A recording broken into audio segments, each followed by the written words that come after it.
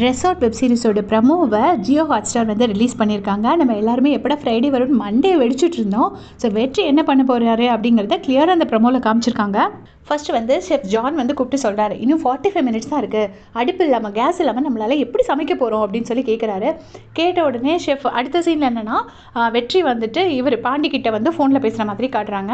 அப்போ பாண்டி சொல்கிறாரு, டேய் கேஸ் இல்லாமல் எப்படிடா சமைப்ப அப்படின்னு. உடனே வெற்றி கேட்குறாரு, ஏன் கேஸ் இருந்தால் மட்டும்தான் சமைக்க முடியுமா என்ன அப்படின்னு சொல்லி கேட்குறாரு.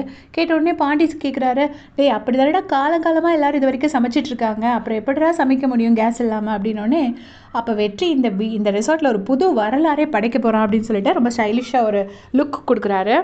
அடுத்த சீனில் பார்த்தீங்கன்னா யாரோ ஒருத்தவங்க கமெண்ட்ஸில் எனக்கு சொல்லியிருந்தாங்க, அதே மாதிரி விறகு அடுப்பு வச்சு பெரிய ஒரு டவரா வச்சு அதில் ஆனியன்லாம் கட் பண்ணி போட்டு பிரியாணி பண்ணுறாங்க. இந்த பக்கம் ஐஸ்வர்யாலாம் வந்து ஆனியன் கட் பண்ணி கொடுக்குறாங்க. சூப்பராக பிரியாணி குக் பண்ணி கொடுத்துட்டாரு.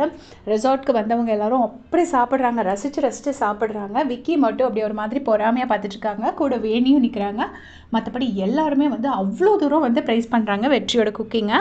இங்கே வந்து ஷெஃப் ஜான் வந்துட்டு நெடுமாறன் கிட்ட வந்துட்டு சொல்கிறாரு, என்ன சார் பையன் பிச்சு உதறிட்டான், என்னென்ன ஃப்ளேவர்ஸ், என்ன ஒரு கைப்பக்குவம், எப்படி பண்ணியிருக்கான் பையன் அப்படின்னு சொல்லிட்டு ப்ரைஸ் பண்ணுறாரு. ப்ரைஸ் பண்ணிவிட்டு என்ன சொல்கிறாருன்னா, உங்களுக்கு எப்படி சார் தோணுச்சு இப்படி ஒரு பையனை கூட்டிகிட்டு வந்து சான்ஸ் கொடுக்கணும் அப்படின்னு சொல்லி.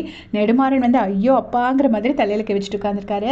ஸோ அவரோட அப்பாவோட கைப்பக்குவம் அப்படியே வந்திருக்கு. நம்மளுக்கு கூட நிறைய பேருக்கு தெரியும், அம்மா கைப்பக்குவம் பொண்ணுக்கு வரும், அதே மாதிரி இங்கே அவங்க அப்பாவோட கைப்பக்குவம் வெற்றிக்கு அப்படியே வந்திருக்கு. ஸோ எப்படியோ வெற்றி வந்து சக்ஸஸ்ஃபுல்லாக அன்றைக்கி ஷெஃபாக ஒர்க் பண்ணிட்டாரு. நாளைக்கு 4 எபிசோட் பார்க்குறதுக்கு நான் ரொம்ப ஆசையாக காத்துட்ருக்கேன். நீங்களும் காத்துட்ருக்கீங்கன்னா மறக்காமல் கமெண்ட்ஸில் சொல்லிட்டு போங்க. தேங்க்ஸ் ஃபார் வாட்சிங்.